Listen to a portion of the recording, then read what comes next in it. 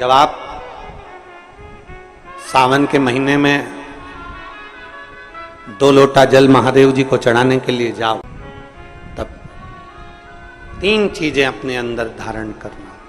पहले नंबर का तो 2 लोटा जल जब घर से लेकर जाओ तो जरूरी नहीं कि दोनों हाथों में लेकर जाओ, एक लोटे के ऊपर दूसरा लोटा रखकर दूसरा हाथ से अगर कोई काम हो, पल्लू लेना हो या कोई कार्य हो तो कर सकते हो।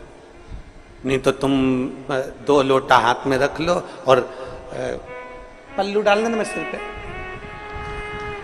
जरा सिर पे पल्लू। अब वो तुम्हारा लोटा हाथ में, बेचारा वो भेरू पल्लू रख, ठीक है, थोड़ा और खींचो ये बाजू का, तो पल्लू वो भेरू ने और खींचा है, ठीक है, ये पल्लू मारा मुंडा में दे दो,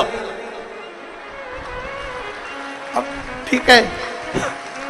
और थोड़ी दूर चली और याद आ गया, ओ बाप, इतने में भेरू ने कहा क्या हो गया, क्या हुआ? वो हमारे फूल माला की पन्नी तो वहीं रह गई, जरा उठाओ उठाओ जरा, ये ले कमर में खोसी दो। और कैलाश पर्वत पे जाके रहूंगी भोले को अपना। अब पति भी के अच्छा शंकर हुआ और अच्छा जल हुआ।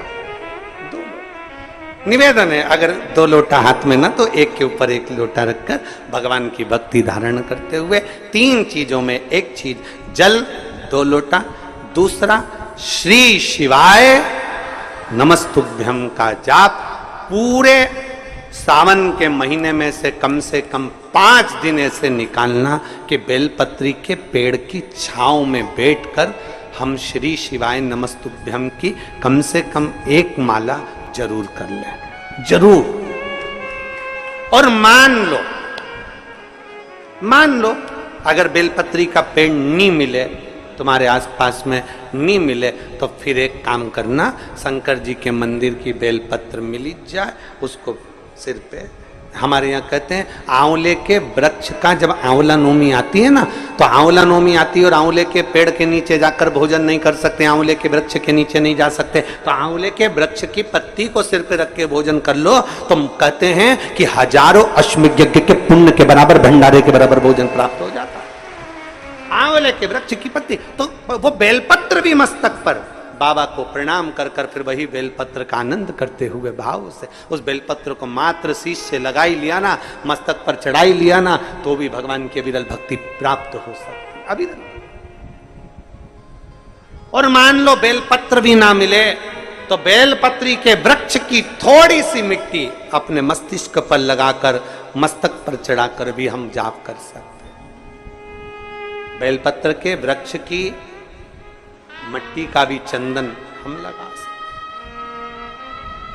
चंदन हमने एक बार पहले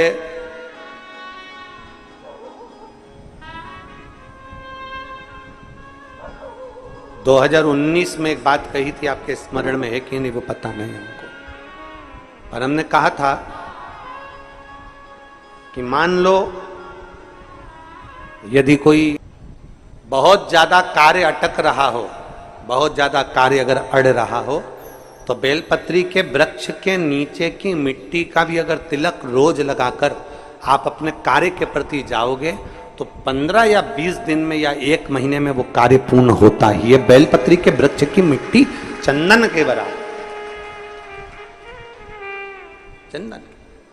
3 कार्य में से एक कार्य बाबा को 2 लोटा जल, दूसरा कार्य बेलपत्री के वृक्ष के नीचे बैठकर भगवान शिव की मंत्र जाप करना, और तीसरा कार्य सावन के महीने में प्रयास करना कि एक वृक्ष बेलपत्री का जरूर लगाना जो वृक्ष बढ़ सके और आने वाली पीढ़ी के लिए आनंद करे। शिव का नाम लेकर, भगवान शंकर की स्तुति कर शिव के करीब, शिव को समर्पित कर भाव से ये भाव रखकर लगाना कि हम जिंदा हैं तो बेलपत्री का पत्ता, बेलपत्र हम भगवान शिव को चढ़ा रहे हैं, बेलपत्र हम शंकर को चढ़ा रहे हैं। जब हम नहीं रहेंगे तब वो बेलपत्र का पौधा जब बड़ा हो जाएगा तो उस बेलपत्र को कोई शिव पर चढ़ाएगा। हमारे मरने के बाद भी हमारी बेलपत्र शंकर को चढ़ती रहेगी और हमारा कल्याण होता रहेगा। समर्पित करो बाबा को, समर्पित करो। 3 चीजें, एक सावन के महीने में 2 लोटा, जम के बोलो जरा, जल, सारी समस्या का हल। दूसरा, बेलपत्र के वृक्ष के नीचे श्री शिवाय नमस्तुभ्यम या पंचाक्षर मंत्र नमः शिवाय या षडाक्षर मंत्र ओम नमः शिवाय।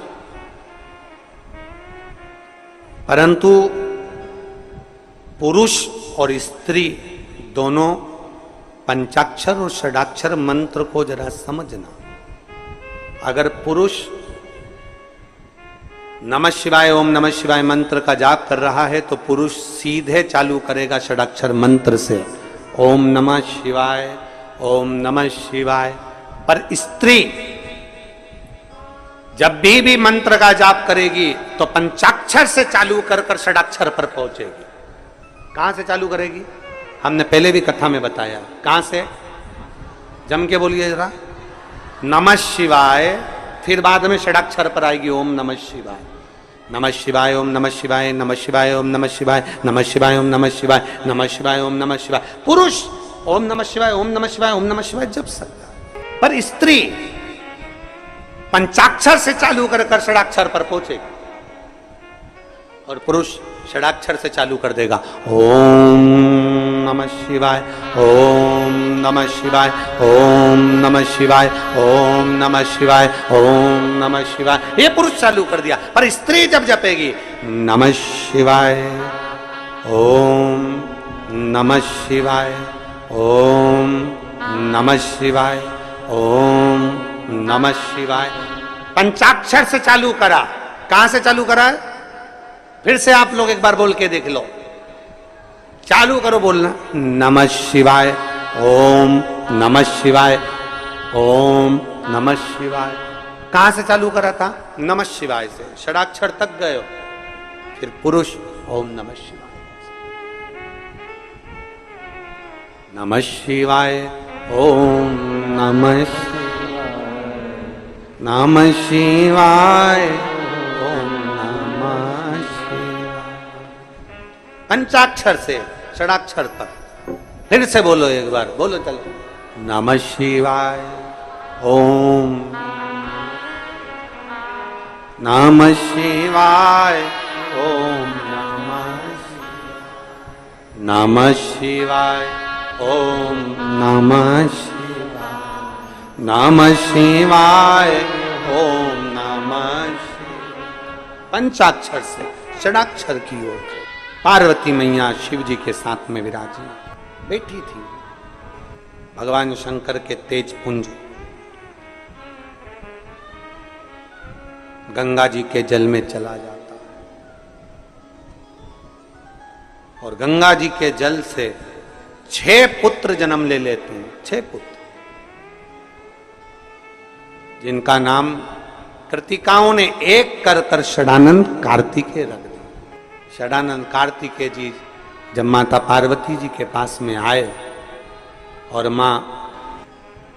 माता पार्वती जी के पास में आते हैं और माता पार्वती जी को प्रणाम करते हैं, बाबा भोलेनाथ जी को प्रणाम करते हैं, औगड़दानी को नमन करते हैं, प्रणाम करते हैं, दंडवत करते हैं, साष्टांग करते हैं। फिर तारकासुर का संहार करने के लिए जाते हैं।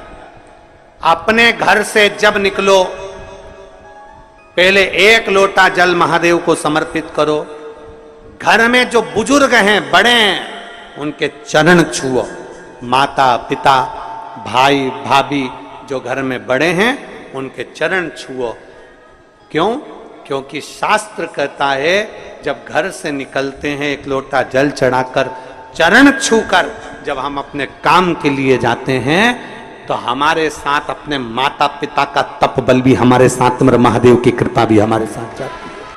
तो ये मानकर चलना कि हमारा एक क्षण का करा गया भजन हमारी ना जाने कितनी कितनी पीढ़ियों को सुधार देता है और ना जाने कितनी पीढ़ियों को सवार देता है।